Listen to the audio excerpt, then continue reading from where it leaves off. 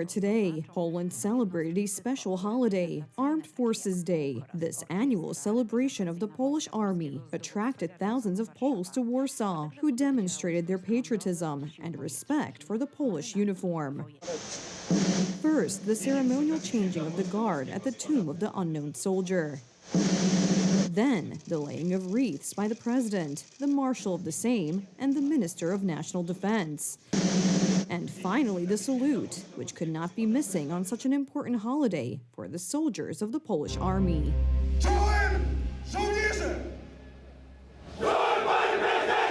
Poles came to Warsaw to personally thank the soldiers for their service.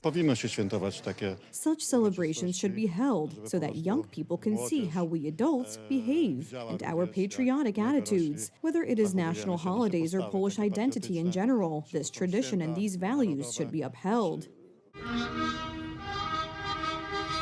In his speech, Polish President Karol Nawrocki emphasized that Poland is one, and there can be no question of any divisions, including territorial ones. In this way, he clearly rebuked Prime Minister Donald Tusk for his plans to defend Poland only along the Vistula River, which in the event of Russian aggression would mean consenting to the entry of Russian troops into eastern Poland. For the inhabitants of the right bank of the Vistula, this would mean a repeat of the war crimes known from Bucha, Mariupol, and Irpin, among other places.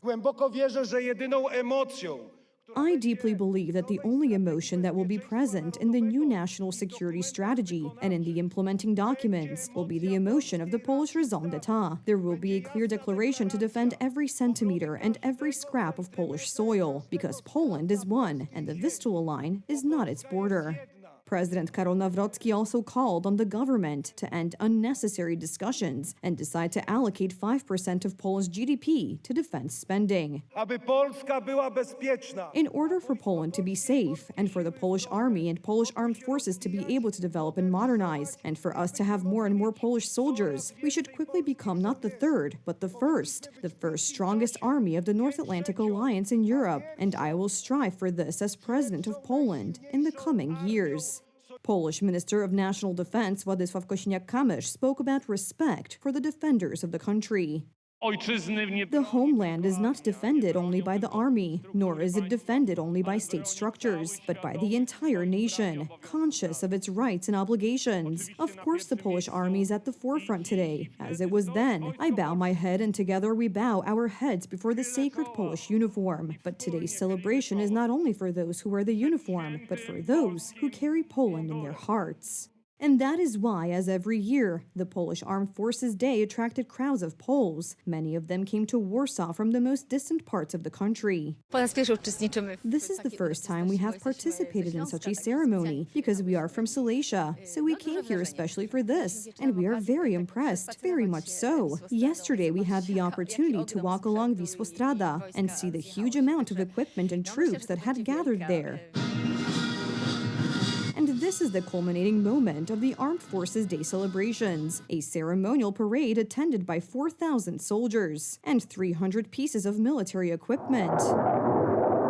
I think it's worth it for the army to show itself, especially on today's holiday, today's anniversary, when the army really defended our independence in 1920. I believe that the parade is what should crown today's holiday. It should be a unifying force for a nation that is, let's say, divided. I believe that the parade, the army, the military should be what unites, not what divides. Exactly as it was 105 years ago. After all, we celebrate Polish Armed Forces Day on August 15th, in commemoration of one of the most important battles in the history of Poland and of Europe as a whole. If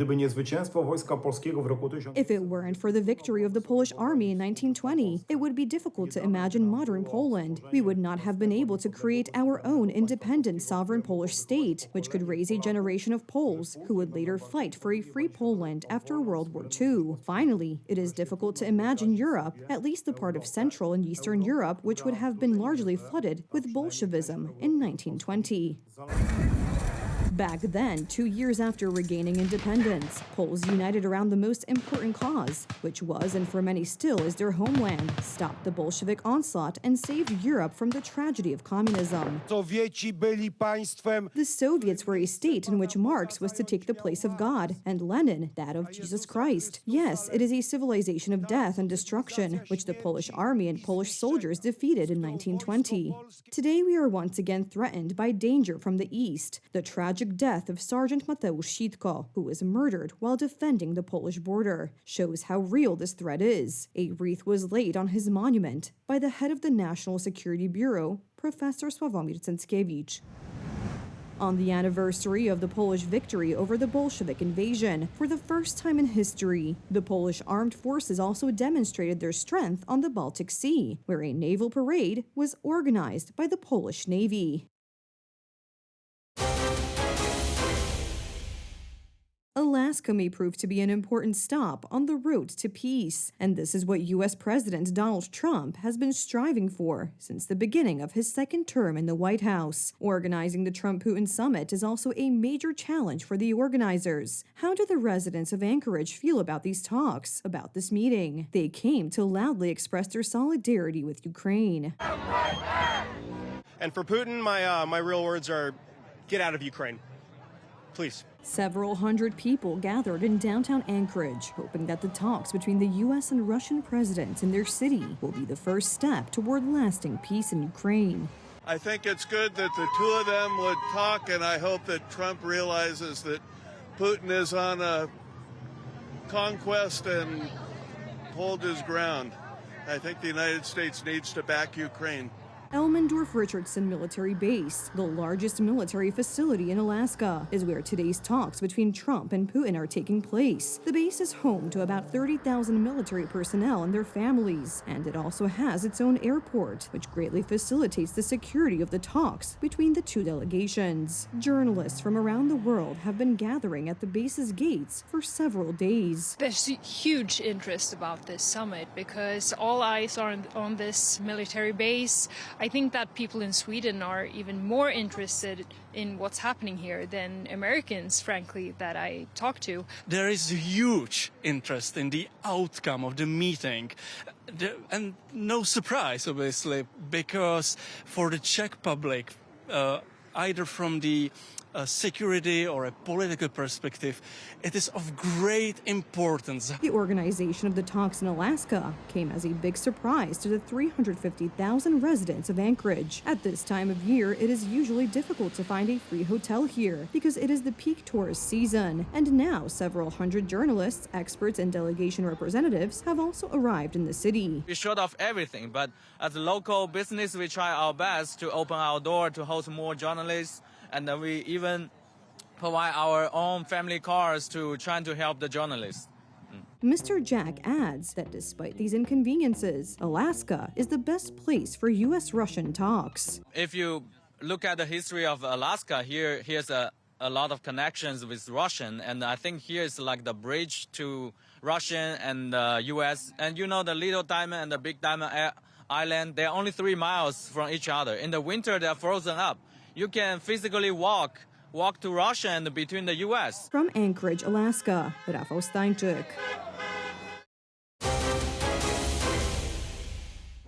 For almost 1,300 days, Ukraine has been repelling Russia's armed aggression. Ukrainians remember the failure of previous negotiations with Russia, so they are watching the talks in Anchorage with cautious hope, but without high expectations. Ukrainian Foreign Minister Andriy Sybiha said this morning that Ukraine will not respect the results of negotiations undertaken without the participation of its representatives. This is also the position of Ukraine's allies, including Poland. Sybiha recalled that Russia's aggression is systemic in nature, aimed at weakening the West, and called for solidarity in stopping the Kremlin. Despite the peace talks in Anchorage, the Russians carried out further strikes, as reported by the Ukrainian General Staff. The military reported an attack by nearly 100 drones and 6 ballistic missiles. Air defenses shot down the missiles before they reached their target. Ukrainians with whom our television spoke this morning on the streets of Kiev do not believe in Putin's peaceful intentions and warn against the manipulations of the Kremlin dictator.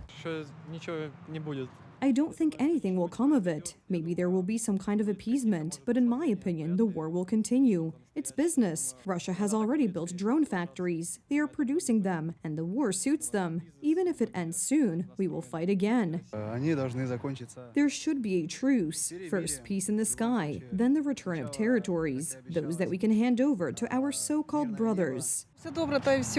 We hope that this will end well for Ukraine. We pray that it will end as soon as possible. When Russia began its aggression almost 1,300 days ago, its goal was to subjugate the whole of Ukraine, to capture Kiev and change the government, take over all resources, and exterminate those who identify as Ukrainian. Today, the goals are much more modest: to take over about 30% of the industrial basin in Donbass, which the army of orcs, as Ukrainians call Russians, failed to capture despite hundreds of thousands of suicidal attacks. Soldiers on the front lines believe that talks will not bring about change. First of all, we want to return to the previous administrative borders, and for this to end, we respond to their fire, but they are the ones attacking us. We will win no matter what, and the Russians should go home. Ukrainians are wary of war, and the diplomatic talks in Anchorage do not give much hope, even for a ceasefire, let alone peace, and certainly not for the return of territories seized by Russia. However, the Ukrainian people stubbornly support their army, and the deadly tired soldiers carry out their duties, just as 105 years ago, Polish soldiers fulfilled their military duty to the end, defeating the Bolsheviks. Now, too, they will succeed. U.S. President Donald Trump greeted Vladimir Putin with a handshake ahead of a high-stakes summit in Alaska that could determine whether a ceasefire can be reached in the deadliest war in Europe since World War II. Trump disembarked his plane, Air Force One, and awaited Putin on the tarmac of the Joint Base Elmendorf-Richardson. U.S. F-22 aircraft were placed on either side of the red carpet. Vladimir Putin hasn't been to the United States since a 2015 meeting at the UN General Assembly in New York. The International Criminal Court issued an arrest warrant on war crime accusations for Putin in 2023, but the U.S. isn't a member of that global body, so officials are under no obligation to arrest him. Friday's summit could reshape both the war in Ukraine and relations between Moscow and Washington. Trump aims to showcase his deal-making skills, while Putin seeks to solidify Russia's gains and block Ukraine's NATO ambitions. The summit carries significant risks for Ukraine, especially since Ukrainian President Volodymyr Zelensky and European leaders are not invited. The leaders will have a one-on-one discussion, followed by a joint press conference. The outcome remains uncertain, with both sides far apart on peace terms.